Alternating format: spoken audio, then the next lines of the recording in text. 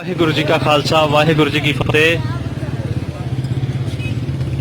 Chairman Punjabi Sikh संगत गोपाल सिंह चावला ते in charge Punjabi Sikh संगत कपिल राज सिंह इस वेले असीं पहुंचे हाँ जी गुरुद्वारा सच्चा सौदा दे रेलवे फाटक ते, जिथे अपनी पेशावरी सिख संगत गुरुद्वारा सच्चा सौदा दे दर्शन वास्ते आई सी और रेल ट्रेन दे नाल टकरा के हादसे का शिकार हुई है और उन्हां दी कोस्टर दे 2 टुकड़े हो चुके ने।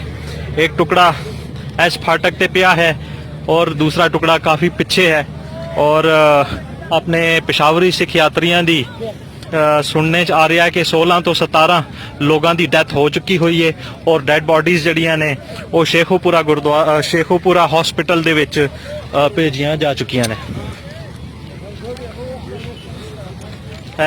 कोस्टर का अगला हिस्सा है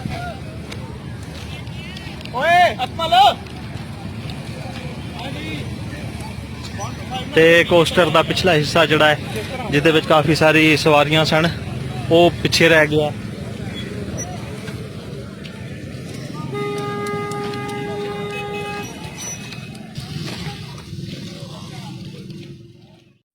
वाहिगुरू जी का खालसा वाहिगुरू जी की फतेह। साध संगत जी, अज पाकिस्तान दे विच एक बहुत वड्डा हादसा होया। साडी सिख कौम जिहड़ी कि इत्थे बहुत थोड़ी जिहा कौम है, उहदे विच एडा वड्डा हादसा होया कि ना भुल्लण वाला।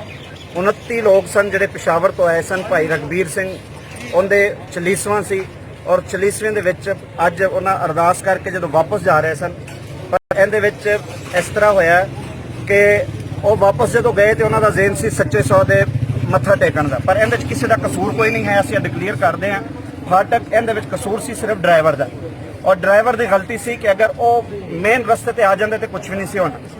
वो पिछले साइड तो गए, उत्थे गड्डी लंघदी है रेलवे फाटक के थले, ड्राइवर ने कोशिश की उत्तों लंघाण दी।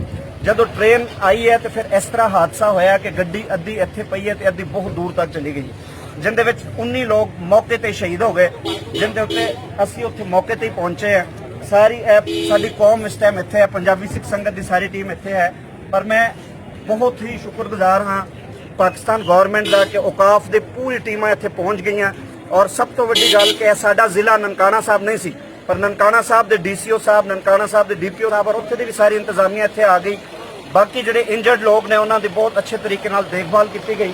तो हुण दुनिया नूं मैं सिर्फ यह दसना चाहना कि साडे वास्ते सिर्फ अरदास करियो, इहदे विच किसी की गलती कोई नहीं, सिर्फ और ड्राइवर की गलती सी और इहनूं असीं डिकलेयर करते हैं। और खासकर मैं जिहड़े सच्चे सौदे दे लोकल लोग सन उन्हें जिस तरह साडे नाल तावन किया, जिन्हें उस तरह लाशां नूं चुक्या, मैं बिल्कुल मौके पर पहुंच गया सी क्योंकि ननकाना साहब बहुत नज़दीक है।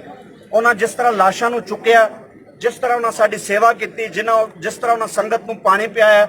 मोटरसाइकिलों ते जिहड़ी गड्डी अद्धी हो गई सी, 1 किलोमीटर का फर्क सी, मोटरसाइकिल ते सारियां संगतां नूं एक जगह तो दूसरी जगह लै गए।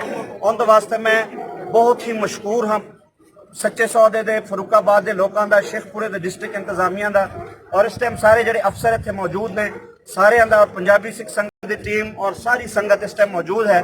सो मैं एक बार फिर पाकिस्तान गौरमेंट का इस दुख की घड़ी दे विच कि हर अफसर इत्थे पहुंच गया।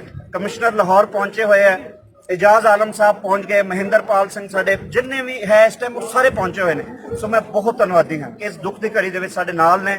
एक बार फिर मैं शुक्रिया अदा करदा और मैं कहना कि गलती जिहड़ी है वो सिर्फ ड्राइवर दी सी और यह होना सी जो परमात्मा की तरफों है, उनका भाना मिठा करके असीं मनदे हाँ और असीं किसी के उत्ते इल्जाम नहीं लाते कि इहदे विच किसी की गलती सी।